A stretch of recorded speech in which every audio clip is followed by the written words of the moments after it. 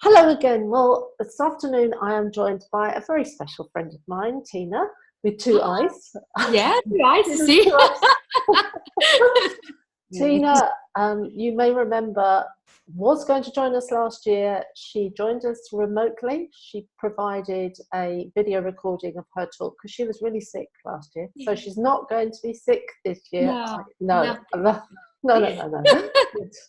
I keep my kids very far away from me for 2 months now, so they don't give me any kind of, those things that I got. Viruses. Yeah. Yeah, Good. it was bad. Cool. Yeah, it was really bad last year. Okay. So for people that don't know you, tell me who you are. Yeah, okay. So my name is Tiina Wilen, and my funny accent is a mix of different Nordic countries. So I was born in Helsinki, Finland, for actually exactly 40 years ago. It's my birthday next weekend, so I'll be passing over to the 40. I'm super excited.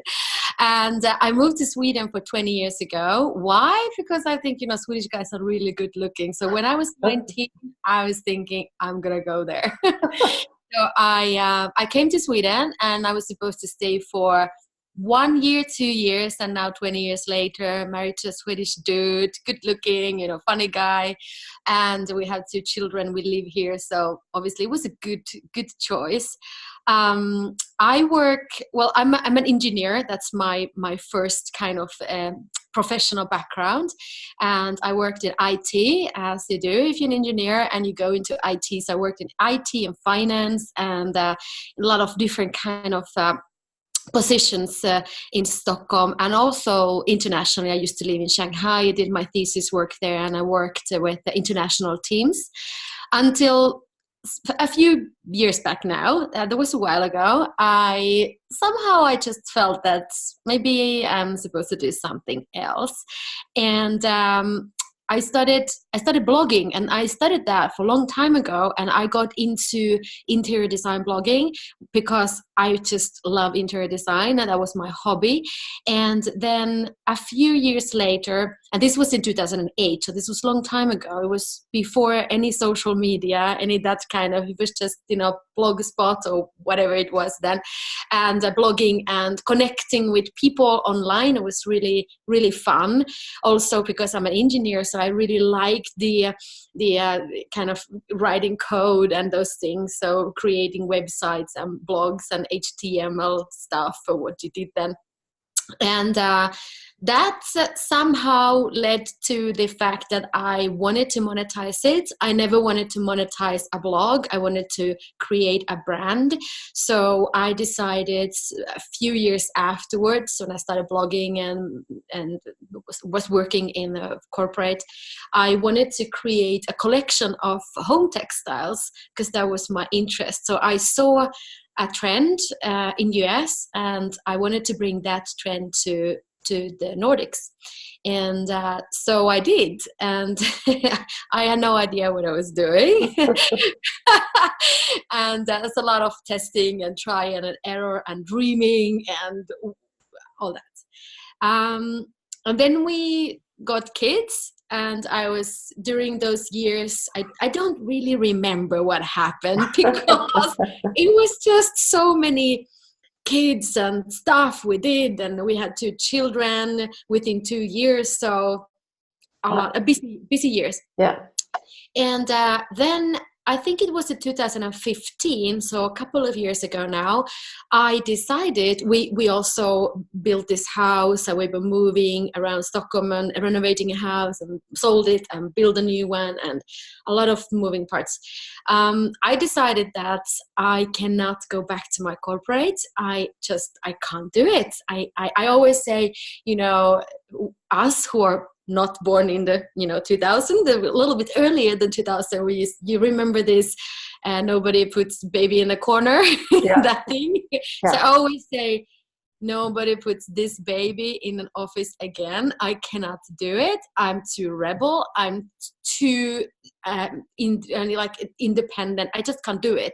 I'm the worst person. Every time they came up with some rule, like everybody needs to be like a FaceTime in the office, you have to be here. And I was working as a consultant, and my job was to be out with clients and do those things. And I had a team of 300 people, and they were working, from India to Czech Republic. My boss was in Sweden or Finland. And so obviously I didn't have any need to be in one particular office.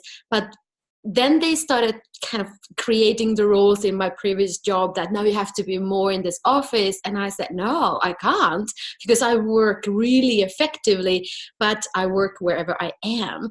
And with all these things with children and my business started growing, I said to my husband, listen, I can't go back. And he's like, I know. Let's just stay at home and continue building your business. So I was doing that full time since 2015.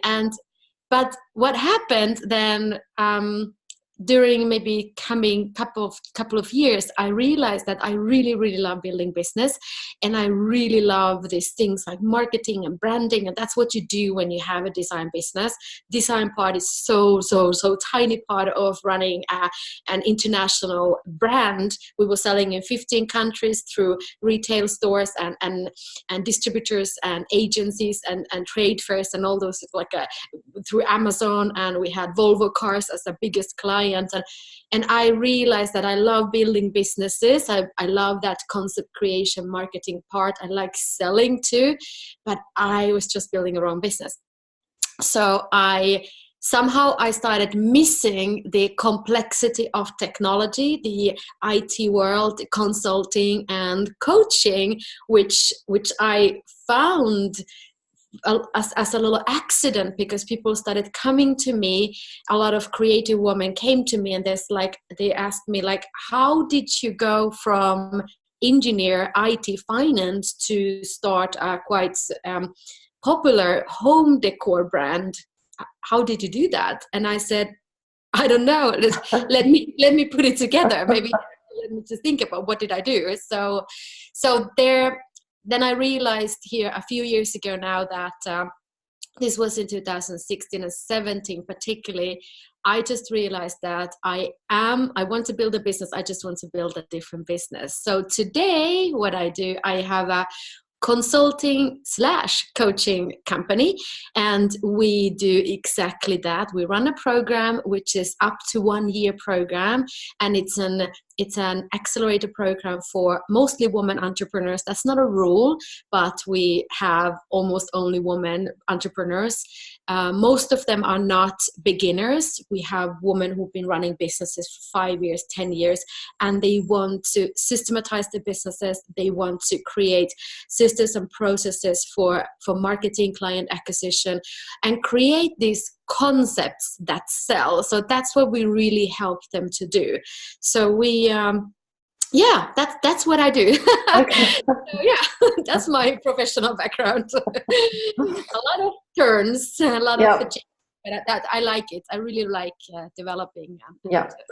So today, part of your business is that you are offering mentor coaching services to people. So what would you say were the benefits of actually having a mentor or a coach to guide you through your business journey? Well, I think the biggest benefit is that you don't know what you don't know. So there are so many things you can do, and that's one of the things that we actually do with all our clients, most of them at least, is that they come to us or to me because they want to learn marketing and sales processes. And what we do, we usually change their business models. We look at where they can, for example, kill some stuff. It's just like, let's close this. This is not serving you. This is not serving anybody. It's not profitable. It's not scalable. Let's redo it. And those things, they didn't even think about them before, and they didn't think about those things when they came to me, and now they are like, now they know, now it's different. So I think that the biggest thing when you go to somebody is that you don't know what you don't know, so you don't know what you're missing, and that's why it's really good to go to somebody who can give you these different perspectives and of course showing you the way, because you don't have to spend years and years and years of figuring out those things on your own. You can do it faster, and you can do it safer too with somebody who has done it before. Yeah.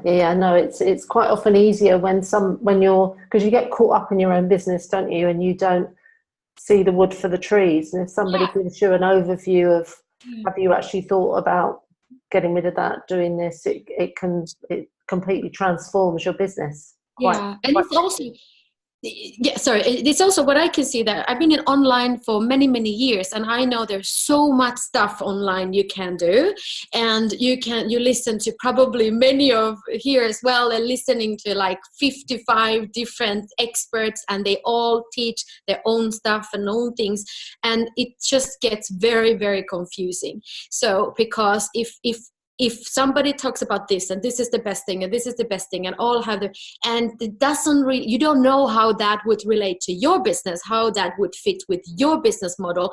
So that's why sometimes you have to have somebody who you listen to, who you trust, and who you can see that this person has done the exact thing that I want to do. I'm just going to follow that person and do basically whatever she or he will tell me to do, because he or she has tested these things before. So it's our job to know about things, and then recommend those things to our clients that we see that they actually are missing. Yeah, good.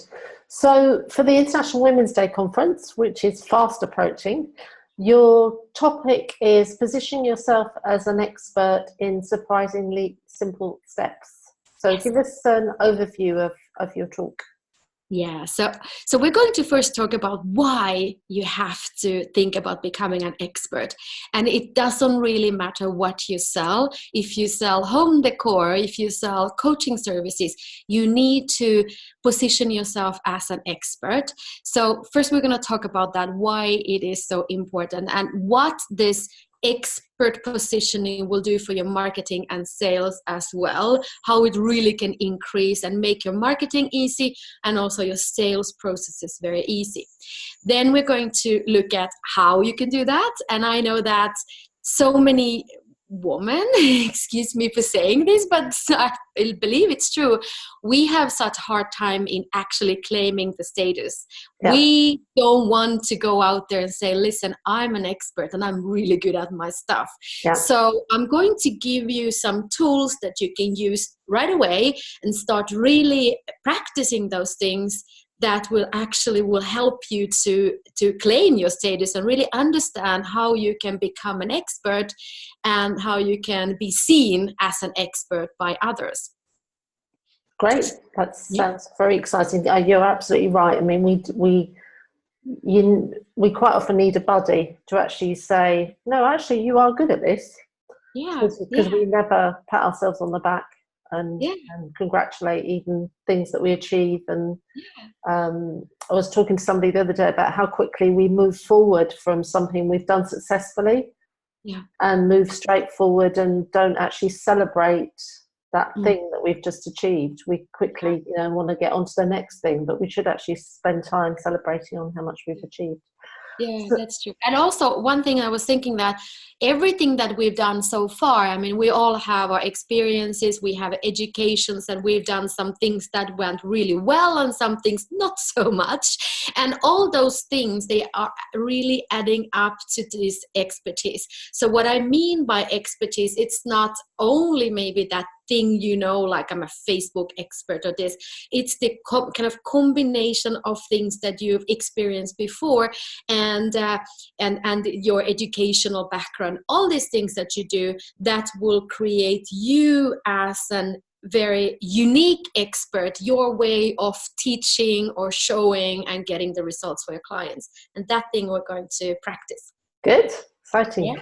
So before the event, where can women connect with you? Where's the best place to find you hanging out? And pages, websites, etc., etc.? Sure, thanks. So you can go to Tiina with two eyes, tiinawilen.com, and that's my personal website. Of course, you can find me on Facebook or also on Instagram. I like Instagram a lot. And my business is at avenuecoach.com. So if you're interested in knowing about our methods and the program that we run, you can go to avenuecoach.com. Perfect. Good. And we'll put links to all of those spaces below this video. Well, thank you. I'm very excited to see you in March. Yeah, me too. Coming to the sunny side. I'm in Sweden and it's very, very cold here. So I can't wait to. We have snow. Oh, do you? Okay. Yeah. No, it's a beautiful day here on the Costa. So hopefully we can keep it like that for March. Yeah, let's hope so. Okay. See you soon. Yeah, you too. Bye. Bye.